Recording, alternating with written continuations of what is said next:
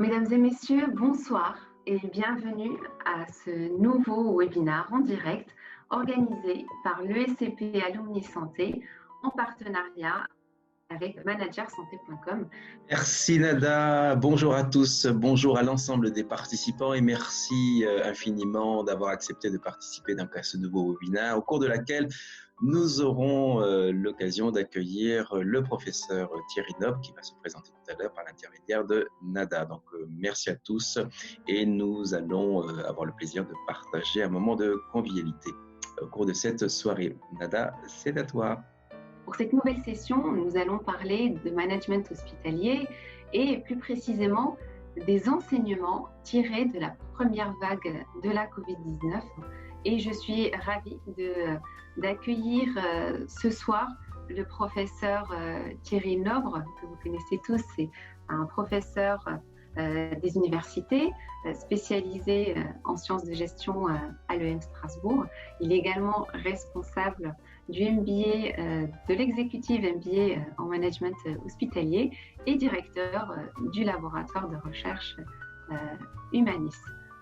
Professeur, bonsoir. Merci beaucoup de votre présence ce soir. Bonsoir.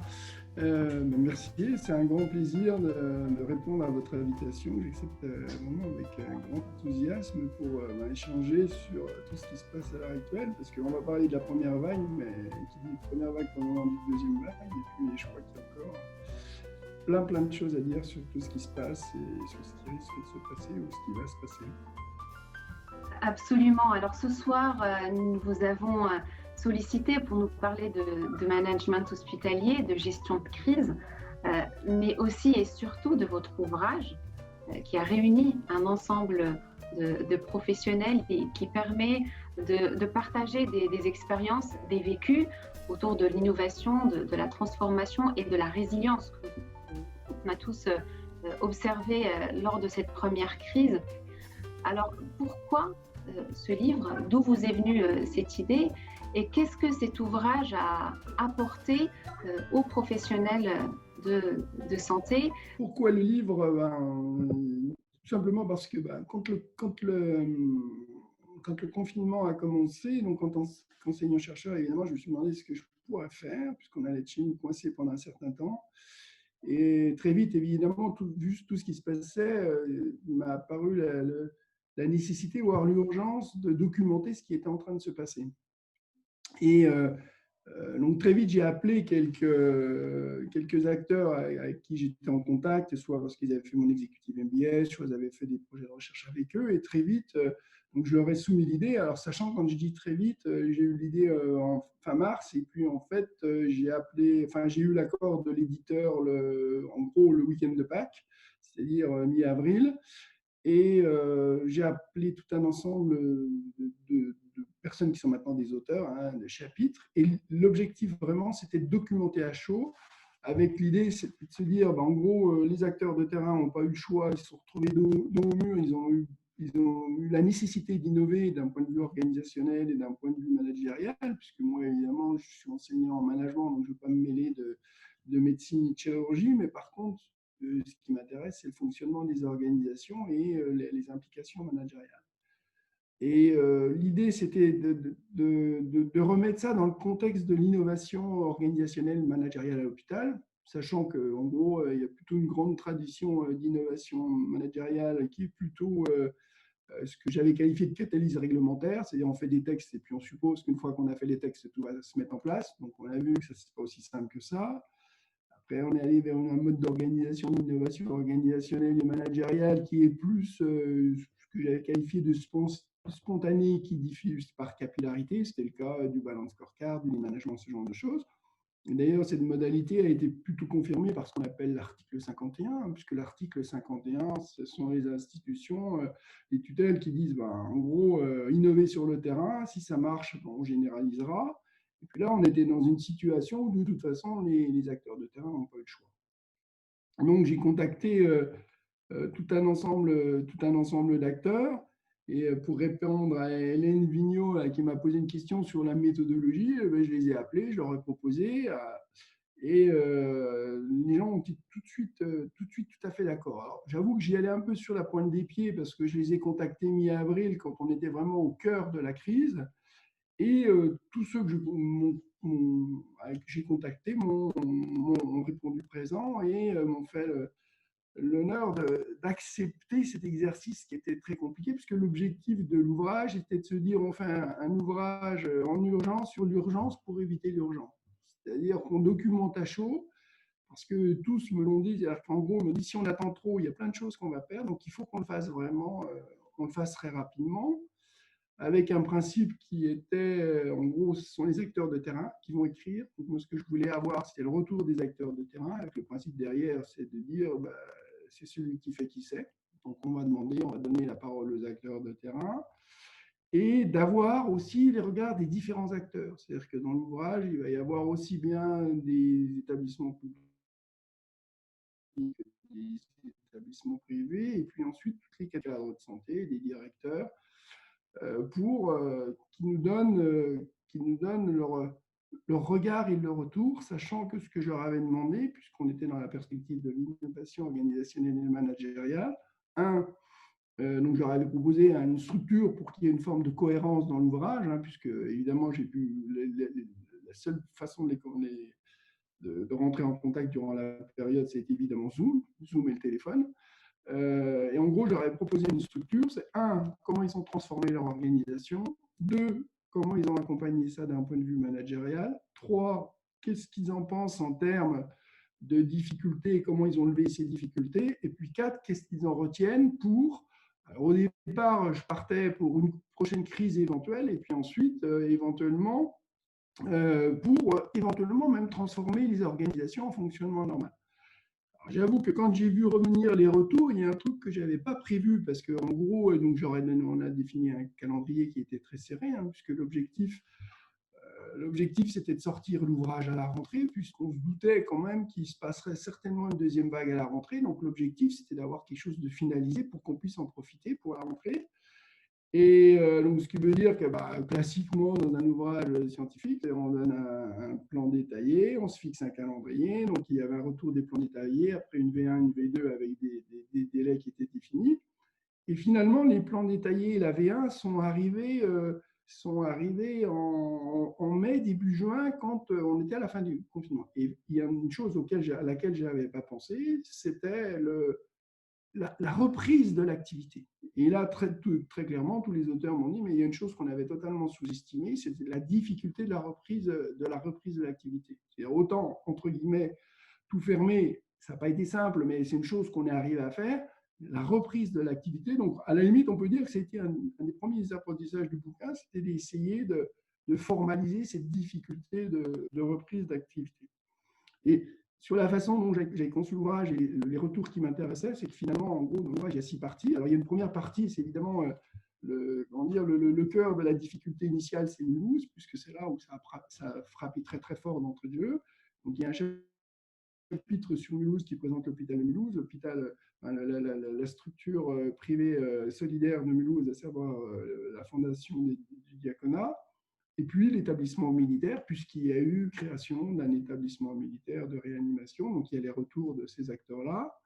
Et ensuite, il y a un retour des différentes spécialités médicales et chirurgicales avec les réanimateurs, les urgences, l'activité chirurgicale avec toutes les réorganisations qu'il y a eu au CHU à Strasbourg.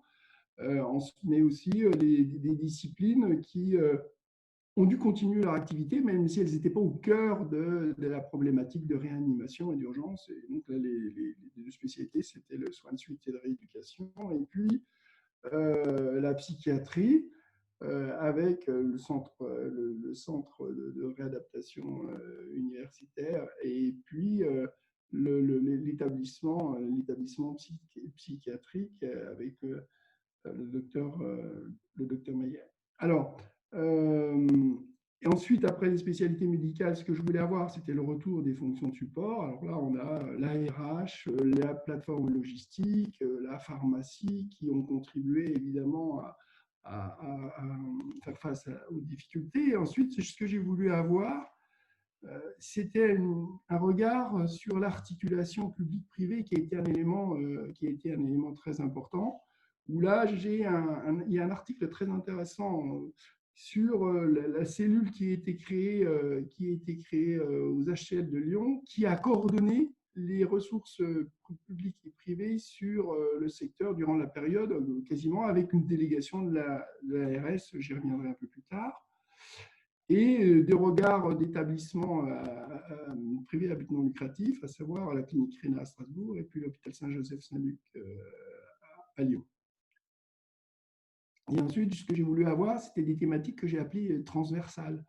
Et on y reviendra aussi, c'est-à-dire en gros, comment des problématiques de management propres au fonctionnement des établissements ont interagi avec le Covid. En gros, c'est l'inné Covid, GHT Covid, management de pôle et Covid, puisqu'en fait, il y a un retour d'établissement qu'on cite souvent en France, qui est l'établissement de Valenciennes, qui est souvent cité comme exemple pour le management de pôle. Et puis ensuite, j'ai deux regards internationaux, à la fois la Belgique et l'Allemagne. L'Allemagne avec tout l'intérêt d'avoir la différence avec le système de régionalisation très fort des Länder, qui nous a appris pas mal de choses. Alors j'avoue que sur la partie internationale, je n'ai pas été très bon, parce que je voulais avoir la Suisse, bon, ça n'a pas été possible, parce que la collègue, malheureusement, n'a pas pu aller au bout, et puis rentrer en contact avec l'Italie, et puis l'Espagne, ça a été très compliqué. En gros, j'y suis pas arrivé dans les temps, parce que évidemment, comme on voulait avoir l'ouvrage à la rentrée, ça voulait dire que tout soit bouclé fin juin, mi-juillet. Donc, globalement,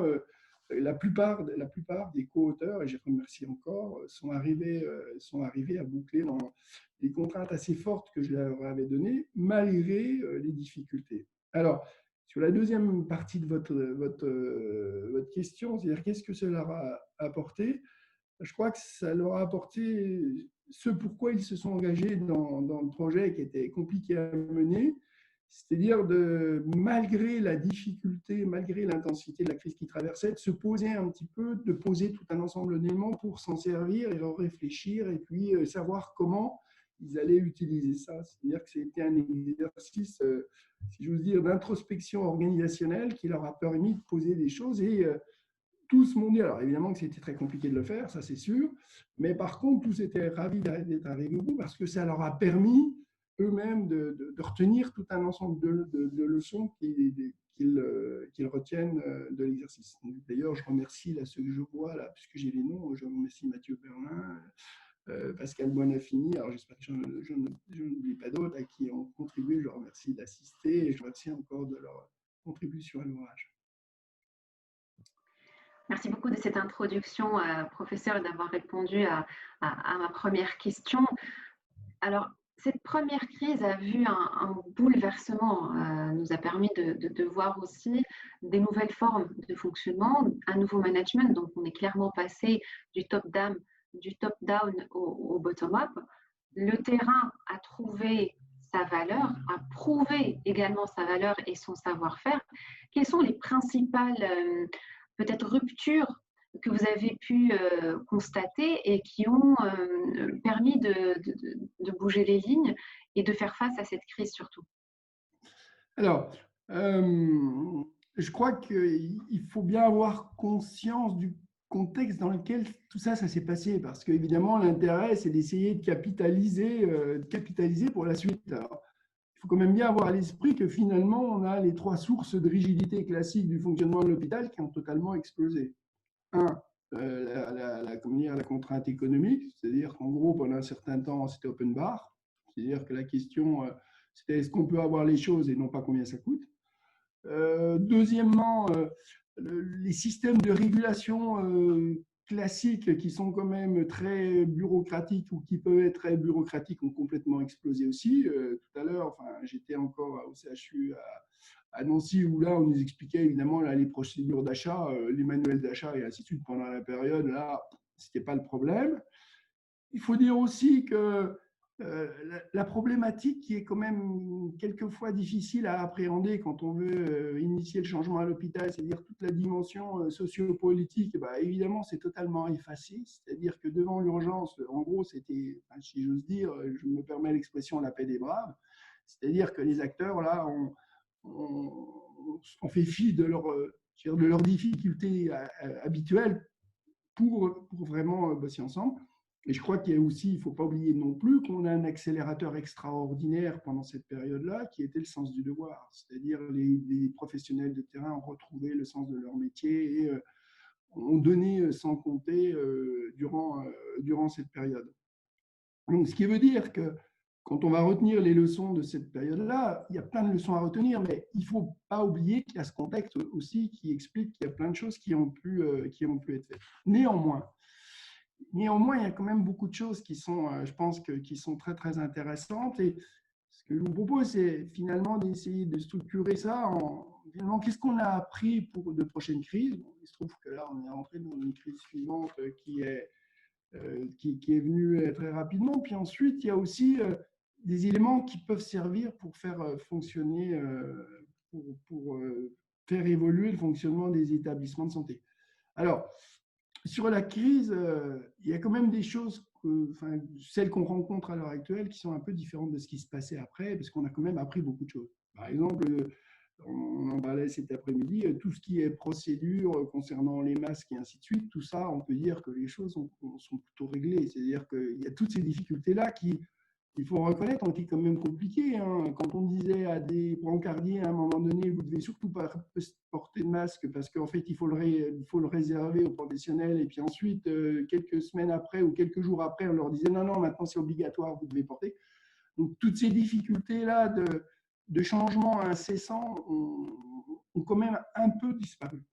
Et puis ensuite, il y a des choses alors je crois, qui ont évolué dans cette crise-là. C'est-à-dire que tout ce qui était vraiment très, très difficile, c'était la fin de vie, la gestion de la fin de vie des patients qui étaient, dans certains cas, qui étaient très, très, très, très durs, à la fois pour les patients, bien évidemment, pour les familles des patients, mais aussi pour les personnels qui ont été dans des situations où c'était vraiment très, très dur en gros, les fameux sacs, tout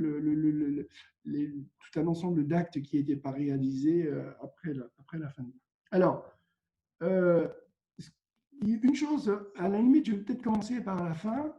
Une des choses qui a apparu, et en fait, ça a apparu sur ce qu'ont dit les gens de Strasbourg, et notamment de la pharmacie et puis de la plateforme logistique, l'importance des rétex. Et j'insiste là-dessus parce qu'en gros, en ce moment, c'est ça qui se passe. C'est-à-dire que les établissements sont en train de faire des rétex, qu'est-ce qu'on en fait, qu'est-ce qu'on en retient, comment on va capitaliser, quel est l'apprentissage organisationnel.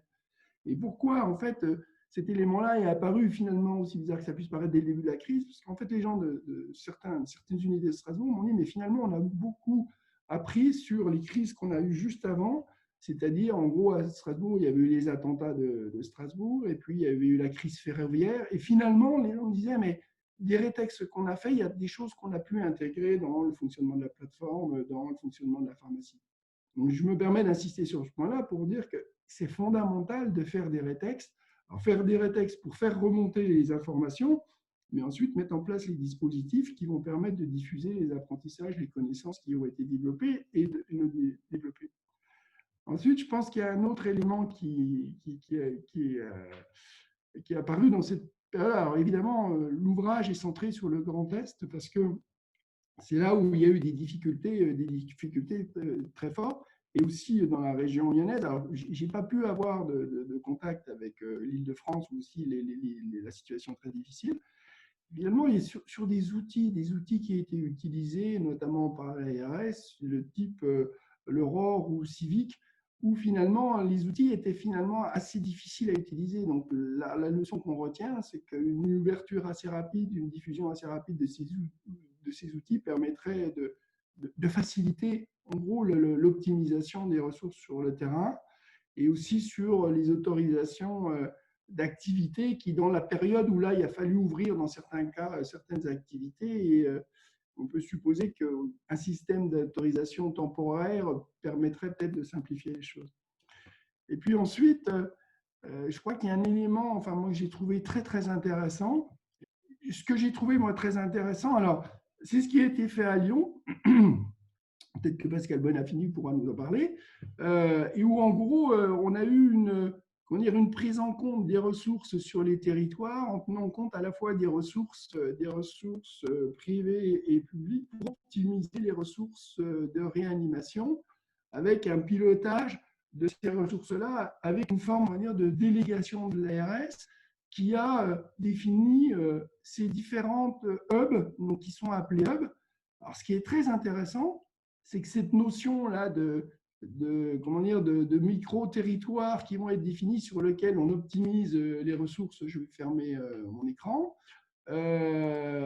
cette notion-là d'articulation, c'est exactement ce qu'on va retrouver en Allemagne avec l'organisation dans les différents Länder, une espèce de définition de territoire dans lequel on va optimiser les ressources qui sont là, des ressources de réanimation, sur un ensemble d'établissements, sur un territoire qui a une certaine forme d'homogénéité, d'une façon indépendante entre public et privé pour optimiser la prise en charge des patients.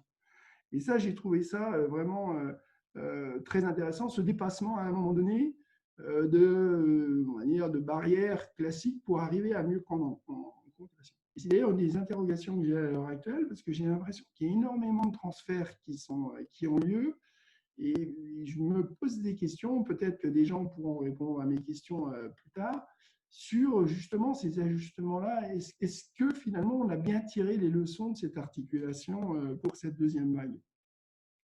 Et ça nous amène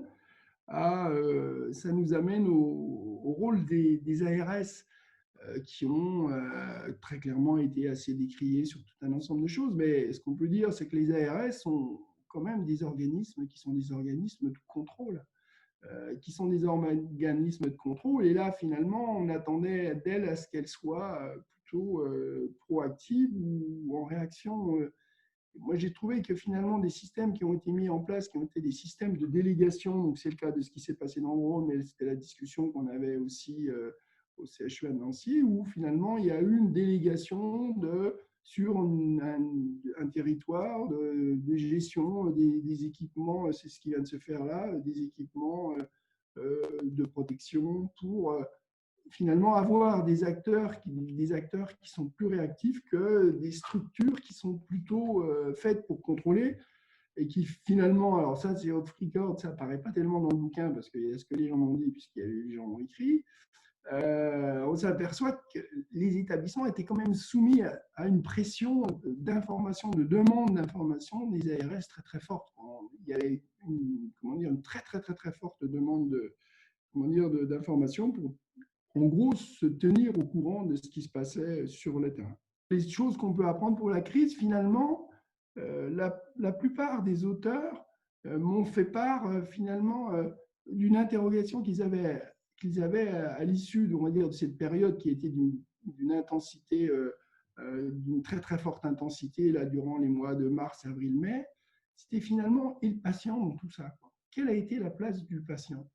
Évidemment, le patient a été au cœur des préoccupations dans la prise en charge, mais finalement, sur les dispositifs qui ont été mis en place, finalement, une des interrogations qu'ont eu beaucoup d'auteurs, c'était de me dire, finalement, on a assez peu intégré le patient. Alors, est-ce que c'est possible ou pas? Peu importe, pour le moment, il faudra voir. Et finalement, on a assez peu intégré le patient dans les dispositifs qu'on a mis en place, les cellules de crise, enfin, tous ces éléments-là. Et c'est peut-être un élément sur lequel, sur la période de crise, il y aurait des choses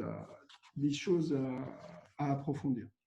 Donc voilà, si vous voulez, moi, sur les éléments que j'ai vus dans les retours qui ont été formalisés sur, finalement, qu'est-ce qu'on peut retenir pour une prochaine crise.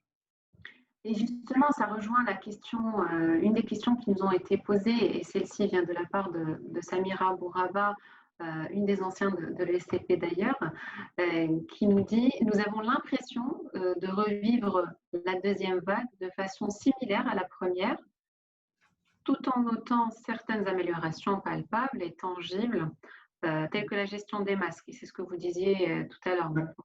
En consommable, il ne manque plus rien, ou presque. Avions-nous réellement anticipé cette deuxième vague en mettant en application de façon rapide et efficiente les retours d'expérience de la première vague, ou finalement cette deuxième, seconde, j'espère, vague est arrivée de façon un peu trop prématuré par rapport aux prévisions? Si vous voulez, moi, ce dont j'ai l'impression, c'est qu'en gros, si vous voulez, si on reprend le timing, hein, je le fais de tête, le timing, c'est-à-dire qu'en gros, en mai, on a commencé à déconfiner. En juin, il a fallu reprendre l'activité. Alors là, ça a été des rotules, donc il y a eu les vacances, il y a eu le retour. Et finalement, au retour, les rétex se sont vraiment véritablement mis en place. Mais dans le rétex, si vous voulez, il y a plusieurs phases. C'est-à-dire qu'il y a la phase de collecte d'informations pour qu'on puisse avoir les informations, ainsi de suite. Et puis ensuite, il y a les rétex. Les rétex vont nous permettre d'identifier tout un ensemble d'actions qui peuvent s'intégrer dans des plans d'action. Ensuite, il faut définir quelles actions on va retenir. Et puis ensuite, il faut les mettre en œuvre.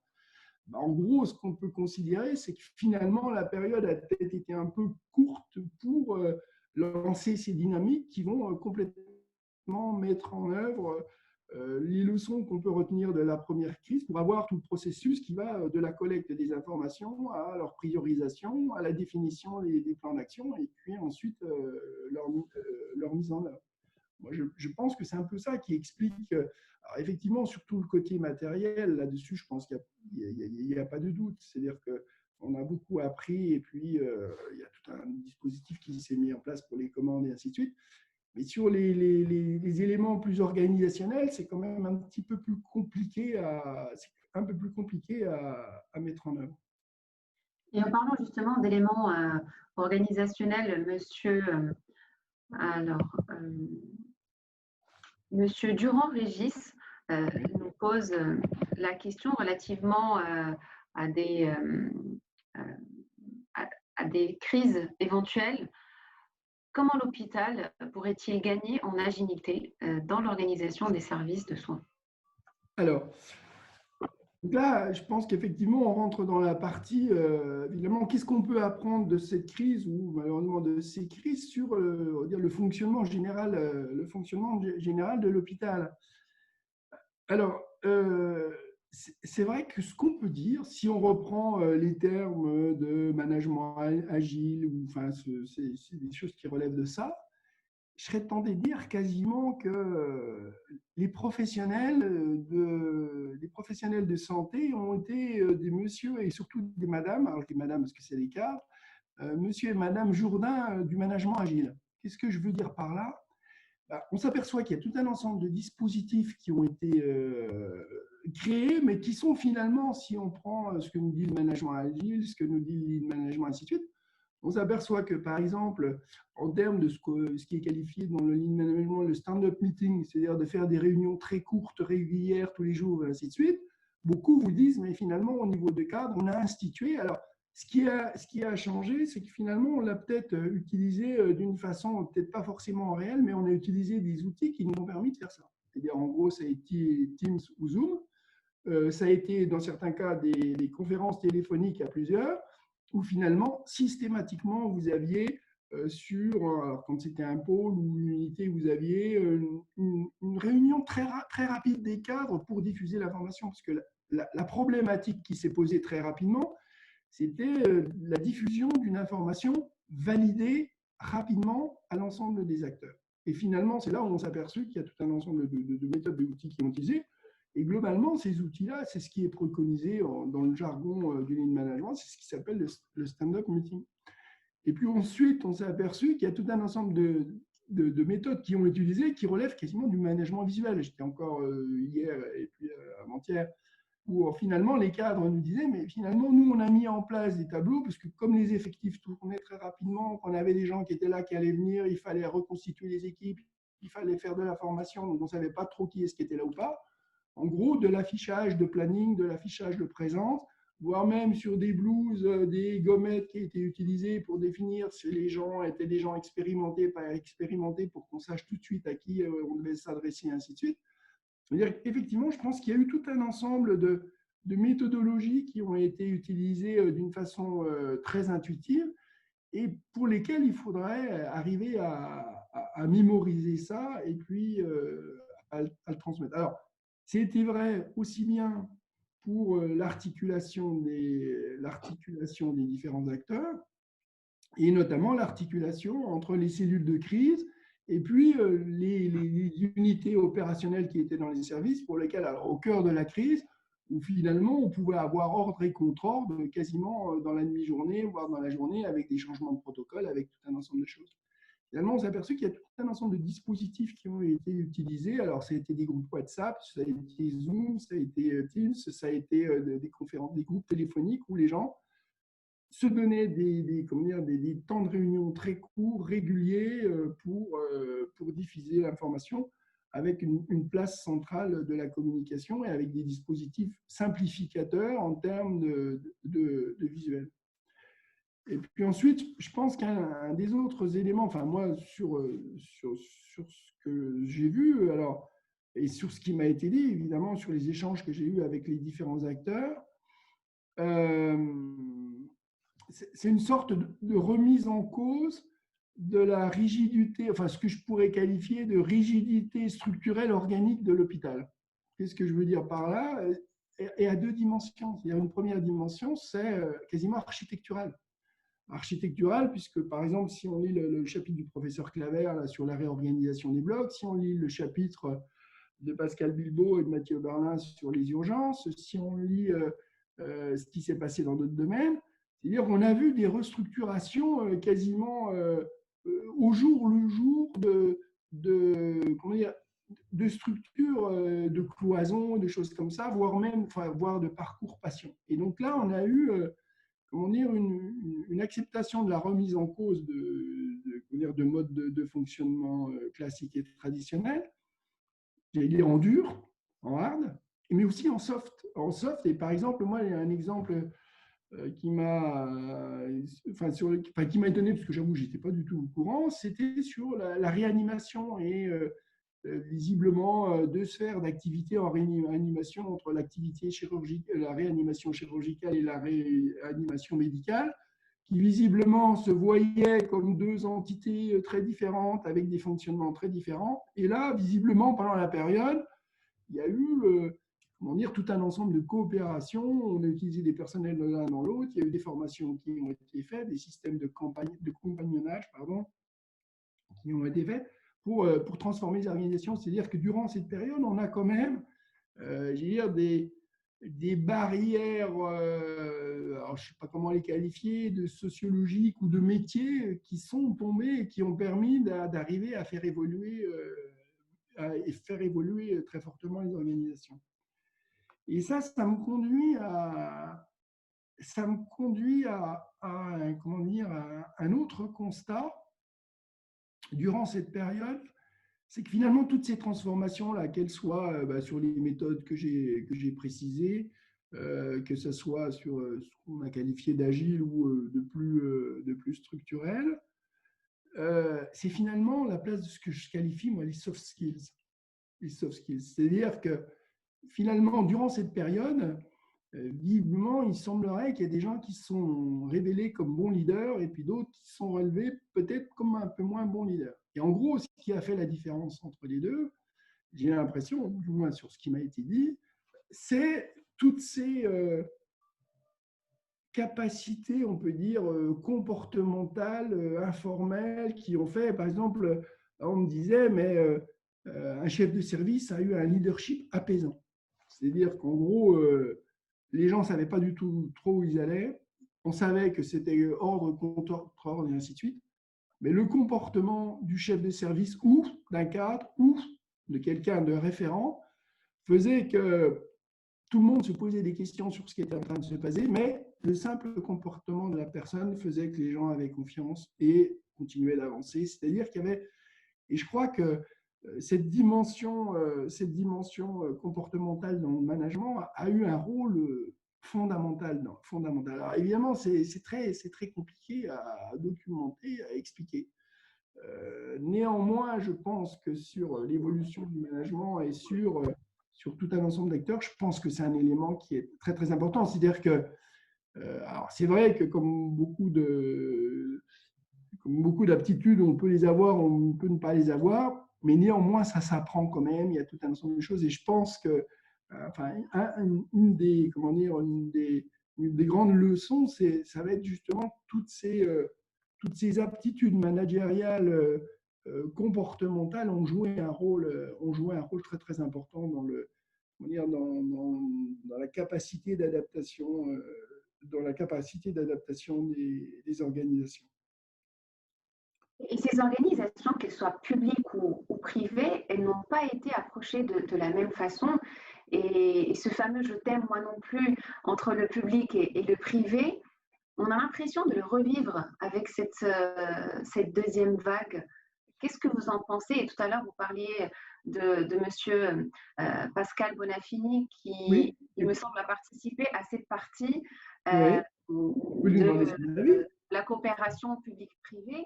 Est-ce qu'on a vraiment tiré des enseignements de la première vague et à voir ce qui se passe aujourd'hui dans la prise en charge des patients Covid ou de la déprogrammation ou de l'ensemble euh, des processus? Qu'avons-nous vraiment appris?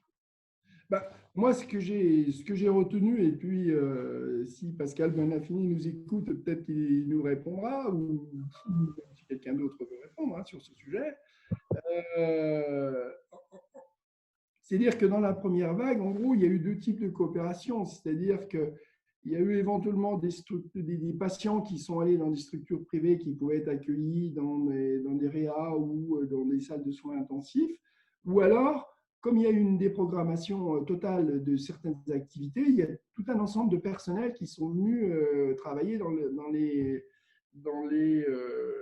structures publiques. Et puis ensuite, il y a eu, comme l'exemple que je donnais tout à l'heure là, sur ce qui s'est passé avec la création des hubs, c'est-à-dire une prise en compte globale des ressources sur un territoire en essayant d'amenuiser les différences entre public et privé. J'ai l'impression que ça a plutôt lieu. Ça a eu plutôt lieu dans la première crise. Par contre, dans ce qui se passe à l'heure actuelle, j'avoue que j'ai pas encore, vous voyez, j'ai pas eu le temps de retour et d'avoir d'informations. Donc, si jamais quelqu'un veut prendre la parole et nous donner des informations là-dessus, ça sera avec plaisir. Parce que moi, franchement, pour le moment, j'ai l'impression qu'il y a beaucoup de transferts qui ont lieu. Et je me demande si tous ces transferts, enfin, s'il n'y a pas moyen de faire autrement. Mais ça, je n'ai pas du tout la réponse. J'ai pas du tout la réponse pour le moment. Nous avons une question de Jean-Luc Stanislas. Alors, les médecins se sont saisis pour beaucoup d'entre eux des postures de leadership, vous en parliez tout à l'heure, afin de faire face à cette crise et aussi de fédérer les équipes. Je pense que c'est très important d'insister sur ce point. Doit-on valoriser la place des médecins dans la gouvernance hospitalière et ce, dès la formation initiale en faculté de médecine? Oui, effectivement, ce qui s'est passé, alors ça s'est passé à différents niveaux. C'est-à-dire que le premier niveau, évidemment, c'est les cellules de crise.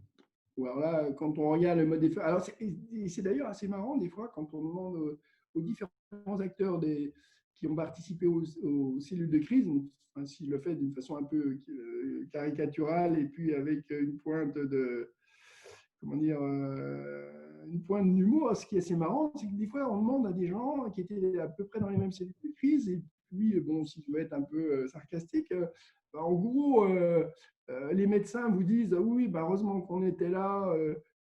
Là, pendant cette période-là, on a repris le manche parce que de toute façon, on définissait les besoins et puis effectivement, l'infrastructure derrière suivait. Et ils vous disent qu'effectivement, quand ils définissaient quels étaient les besoins, ils avaient les besoins et qu'en général, en général, ils ont eu ce qu'ils voulaient.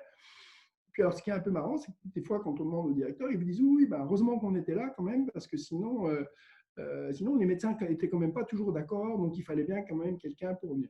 Donc, le résultat des courses, moi, ce que j'observe, c'est qu'effectivement, je trouve que le fonctionnement des cellules de crise a été vraiment quelque chose de vraiment très, très intéressant parce que finalement, ces acteurs dont on dit que de temps en temps, ils n'arrivent pas à s'entendre, il y a des difficultés ou je ne sais pas quoi, en gros, l'objectif commun a fait que les cellules de crise ont plutôt très, très bien fonctionné durant cette période-là.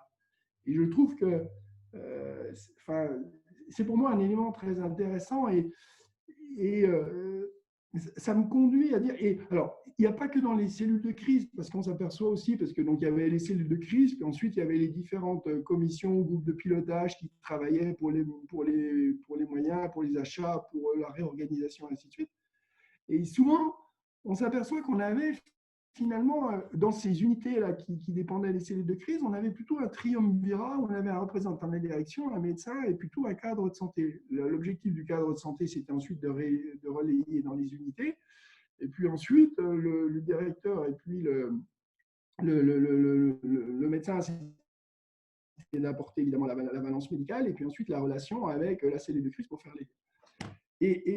Et effectivement, par rapport à ce que vous dites, enfin moi, ce que je retiens, enfin ce que j'ai essayé de dire un peu là dans le chapitre à la fin, voilà, j'ai essayé de synthétiser ça en disant, ben, en gros, il faudrait médicaliser le managérial et managérialiser le médical.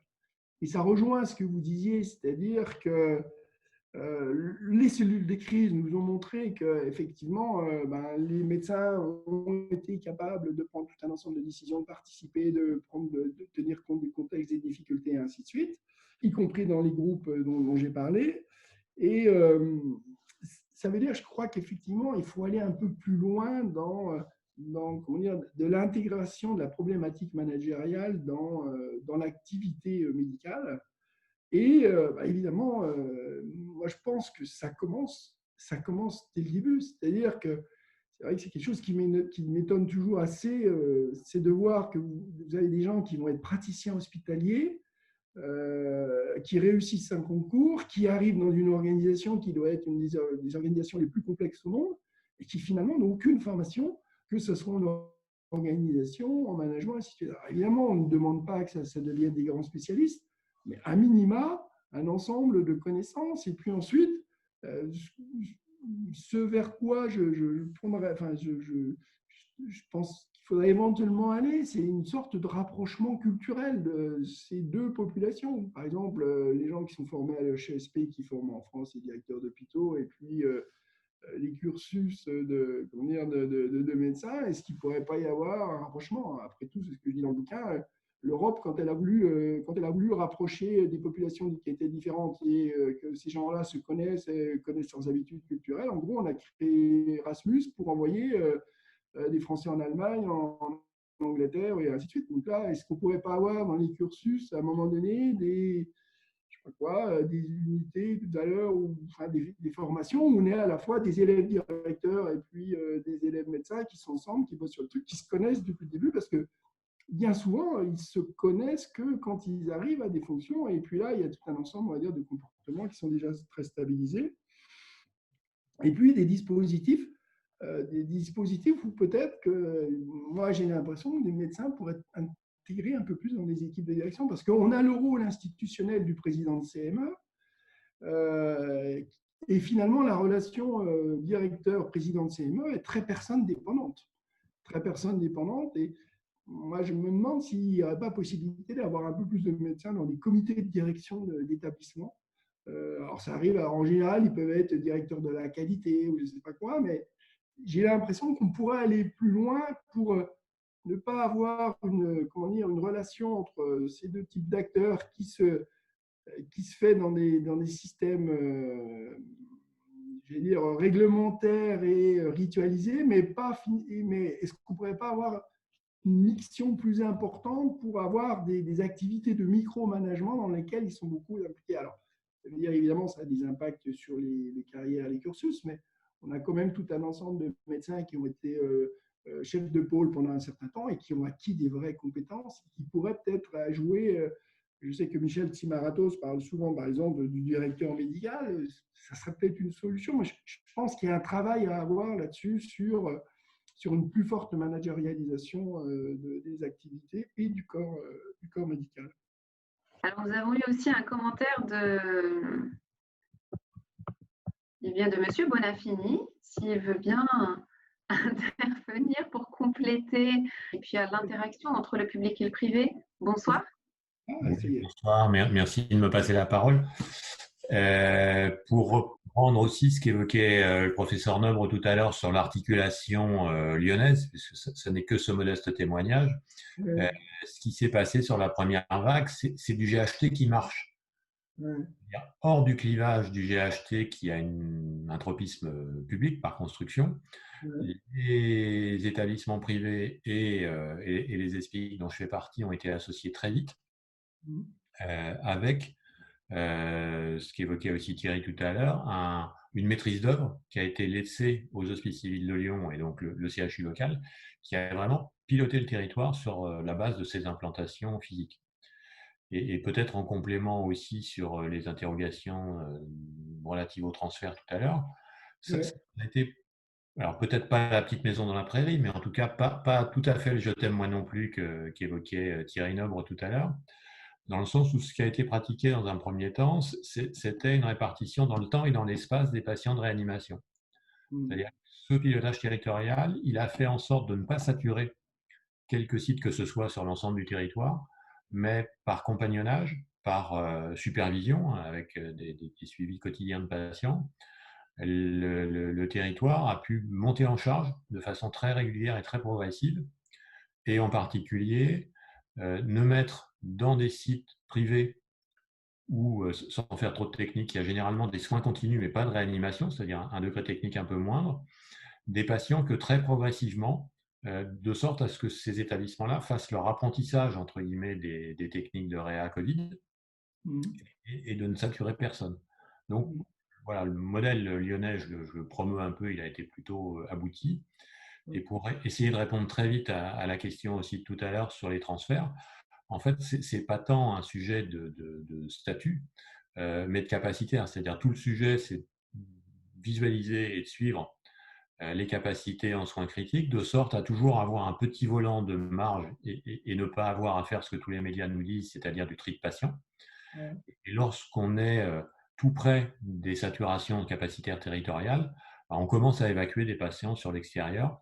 C'est ce que fait Rhône-Alpes et ce qu'avait fait le Grand Est lors de la première vague, de sorte à ce qu'on ait toujours 5 à 10% de capacité de lits ouverts pour accueillir les nouveaux patients en interne. Mais ça se fait sans, là encore c'est un témoignage très local, sans question de statut. Il y a des patients du CHU qui sont partis vers le Grand Ouest, des patients de chez nous, des patients d'autres privés, mais il n'y a pas il y a pas tant de clivage que ça. D'accord. Ok. Merci de ce témoignage, Pascal Bonafini. Nous avons une question, ou plutôt deux, au sujet de la formation. Donc l'une posée par Samira Bouraba et la seconde posée par Charlotte Poutier, qui est chargée de formation dans un IFSI. Quel est le retour des cadres formateurs qui ont été déployés dans les services et quelles ont été leurs missions? Première partie de question. Et quelle réflexion cela vous inspire-t-il pour une alternance IFSI-terrain dans l'avenir pour les cadres de santé? Alors, malheureusement, sur la première question, j'ai pas trop de réponse. La seule réponse que j'aurais, c'était moi les étudiants que j'avais en MOS qui suivaient le cursus IFCS et qui pendant la crise sont repartis dans les établissements. Donc ça correspond pas trop à la question. Par contre, sur le deuxième point, moi, ça me paraît quand même fondamental que des gens qui sont formateurs continuent d'avoir un lien avec le terrain. Quel que soit le. D'ailleurs, moi, si vous voulez, dans mon métier de professeur de sciences de gestion, ça me paraît fondamental d'avoir un accès. Donc, moi, je fais beaucoup de recherche-intervention, de recherche-action, où je produis des projets de changement, de tout ce que vous voulez. Parce que moi, je considère que c'est hyper important d'avoir un contact avec le terrain, de savoir ce qui s'y passe, et ainsi de suite. Donc, je pense que pour la formation des soignants, ça me paraît aussi indispensable de ne pas avoir des gens qui sont formateurs et qui n'ont plus un contact concret avec le terrain. Ça, j'avoue que moi, ça me paraît difficile. Concernant la continuité de prise en charge et de diagnostic en temps de crise, qu'est-ce que vous avez pu observer comme bonnes pratiques qui ont permis justement d'éviter cette rupture entre le patient, que ça soit concernant les maladies chroniques, que ça soit les patients souffrant de cancer? Comment assurer une continuité et éviter une perte de chance en temps de crise? Alors, Ça, j'avoue que je ne suis peut-être pas le mieux placé pour répondre là-dessus. Par contre, sur la continuité comment dire, la continuité de prise en charge du patient et puis surtout la continuité par rapport à à son cadre habituel, je crois qu'il y a un ensemble de dispositifs qui ont été utilisés et qui ont apporté une amélioration. Alors, ça ne correspond peut-être pas tout à fait à la question que vous posez, mais qui ont quand même apporté une amélioration. C'est donc le développement de la téléconsultation. C'est-à-dire qu'il y a tout un ensemble d'activités. Alors évidemment, la téléconsultation ne permet pas de tout faire, mais il y a tout un ensemble, on va dire, d'actes qui permettent d'avoir une certaine continuité sur certaines étapes précises de la prise en charge pour certains types de patients dans certains types de contextes. Donc ça a complètement explosé durant la période. Et puis ensuite, il y a des dispositifs qui ont été mis en place, alors qui paraissent basiques, mais pour les patients, pour continuer d'avoir un lien avec leur famille, ainsi de suite, sur la mise en place de systèmes, de tablettes, toutes choses comme ça, qui ont permis de continuer, qui ont permis comment dire, de continuer une certaine de poursuivre une certaine forme de continuité du lien du patient, soit avec l'établissement quand il était en dehors et puis qu'il ne pouvait pas venir, soit lorsqu'il était à l'intérieur de l'hôpital et pour continuer d'avoir des accès avec comment dire, les familles et puis l'environnement. Nous avons une nouvelle question justement de Jean-Luc Stanislas. C'est comment expliquer que l'expérience du centre hospitalier de Valenciennes sur la gouvernance décentralisée ne puisse pas être développée et dupliquée dans d'autres établissements en France? Enfin, je crois que le modèle de Valenciennes, enfin, moi, me paraît très intéressant. Mais alors, ce qu'il faut savoir, c'est que le modèle, si vous voulez, la mise en place du système, ça a mis du temps, quoi. C'est-à-dire que c'est un système qui a mis très longtemps. Ce que je veux dire par là, c'est qu'il y a tout un apprentissage mutuel de mode de fonctionnement sur cette complémentarité entre ces deux types d'acteurs et que ça a pris du temps et ça nécessite aussi ce dont on parlait tout à l'heure, c'est-à-dire de la formation, c'est-à-dire à la fois de la formation pour les acteurs médicaux, pour être formés au management, pour avoir cette acculturation et puis aussi du côté des directions d'avoir aussi une acculturation parce que ce partage d'activités, c'est aussi un peu une forme de partage de pouvoir. Et donc, il y a un apprentissage mutuel à avoir dans cette activité-là. Et alors, pourquoi c'est compliqué à étendre? Visiblement, il semblerait que encore, il y a beaucoup d'établissements où, alors, c'est vrai que ce qu'on peut objecter, c'est que la taille de Valenciennes peut peut-être permettre ça. Alors, c'est vrai que quand on est après dans des CHU qui sont gigantesques, c'est peut-être plus compliqué à mettre en œuvre, quoique ça sera à voir.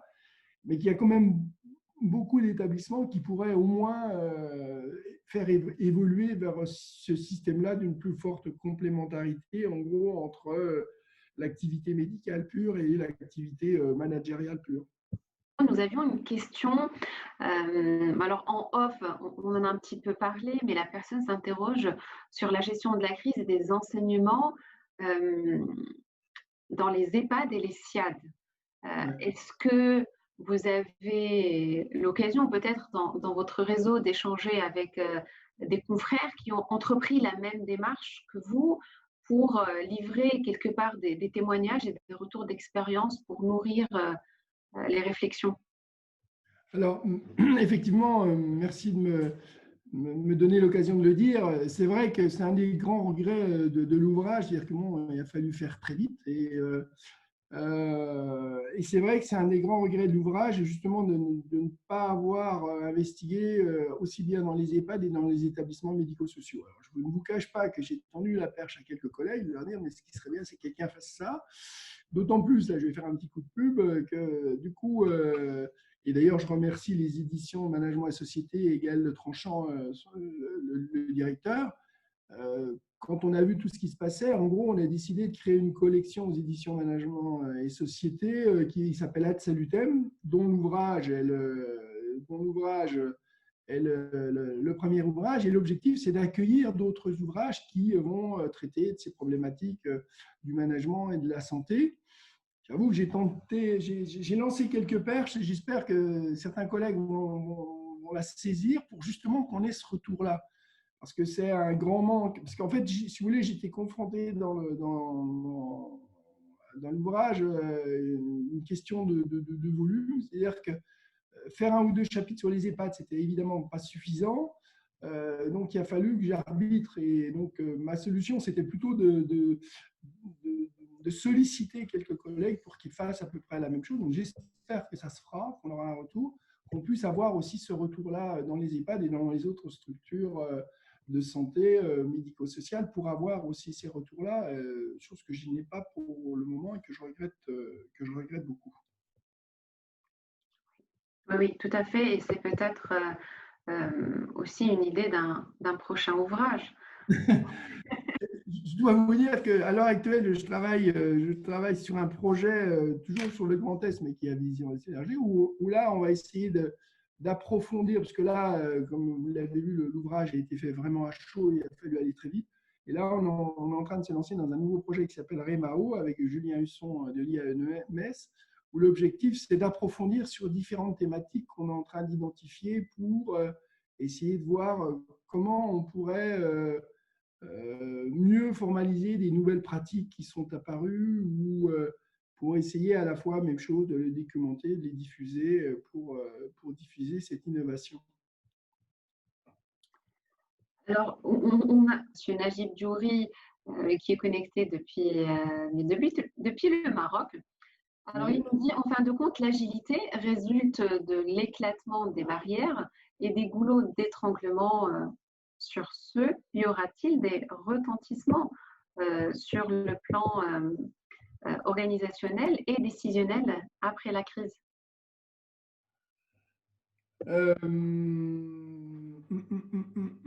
Alors, l'éclatement des barrières, les goulots d'autant. Enfin, moi, je pense que c'est les acteurs qui, à un moment donné, sont arrivés à dépasser les contraintes classiques pour privilégier les actions qui étaient qui étaient en plein accord avec le sens profond de leur mission.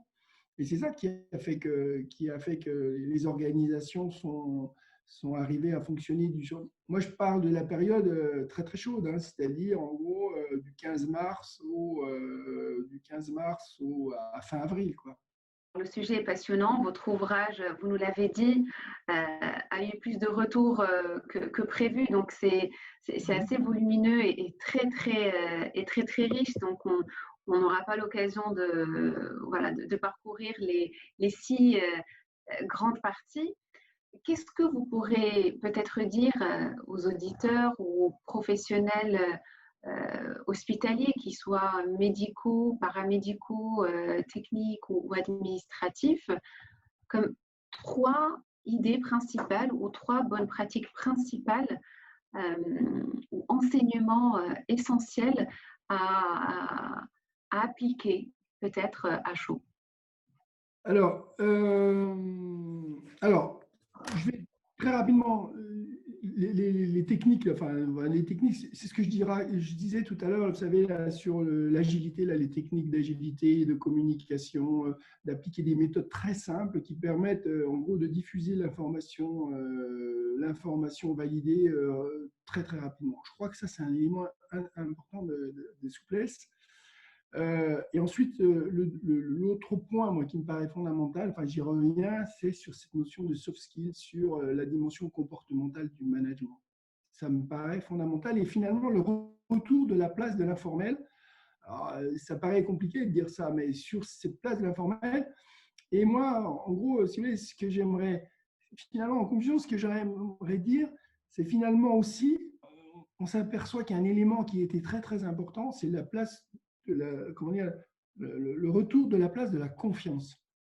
C'est-à-dire que si on regarde ce qui s'est passé, tout un ensemble d'ajustements qu'il a fallu faire, alors en catastrophe, par exemple les achats et ainsi de suite, pourquoi tout ça a été permis, pourquoi on a pu faire tous ces achats, c'est qu'en gros, on est passé d'une logique du contrôle à une logique de la confiance. C'est-à-dire qu'on a donné blanc-seing à des acteurs à un moment donné pour exercer tout un ensemble d'activités. Je pense que là-dessus, il y a une réflexion à avoir. Pourquoi on a accepté que dans un moment donné, on donne à des acteurs tout un ensemble de marge de manœuvre, pas pour faire ce qu'ils veulent, mais pas loin.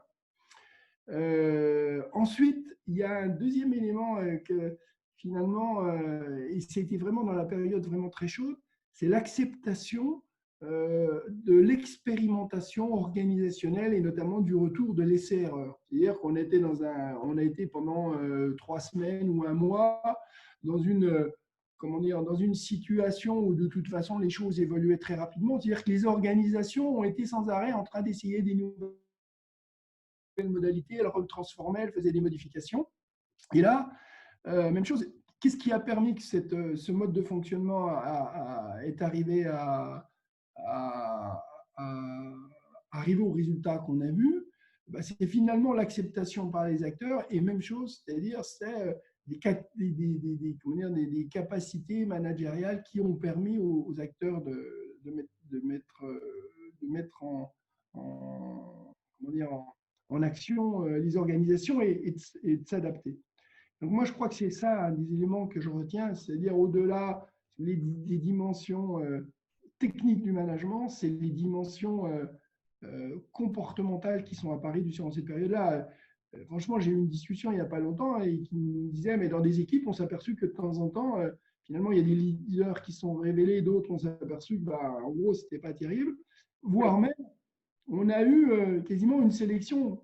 J'ai quand même des cadres qui m'ont dit, à la limite, à un moment donné, je préférais fonctionner avec moins de gens qui étaient motivés, plutôt qu'avoir des gens qui traînaient les pieds. Et finalement, ça s'est beaucoup mieux passé comme ça. Donc, sur cette dimension comportementale, je pense que c'est un élément fondamental pour moi, de ce que je retiens, de ce que m'ont dit tous les acteurs et qui, dans certains cas, a fait la différence. Merci beaucoup de ces mots de conclusion, d'avoir répondu à notre invitation, d'avoir apporté toutes ces réponses au sujet de la gestion de crise, des enseignements tirés de la première vague et d'avoir commenté aussi votre ouvrage riche de témoignages, riche de participation de professionnels. Merci à tous les participants, merci à tous les auditeurs et merci à Jean-Luc Stanislas. Oui, naturellement, Nada. Merci bien sûr à l'ensemble des participants qui se sont joints donc à ce nouveau webinaire présenté par le professeur Thierry Nob, pour lequel nous tenons à remercier chaleureusement d'avoir accepté cette invitation. Et puis, naturellement, nous sommes vraiment ravis d'avoir pu susciter de nombreuses questions et que vous ayez eu la possibilité de pouvoir apporter très, très largement des éléments de réponse et puis illustré naturellement avec votre excellent ouvrage, donc L'hôpital pendant la Covid-19, un ouvrage de référence qui, je l'espère en tout cas, suscitera pour de nombreux lecteurs un véritable intérêt.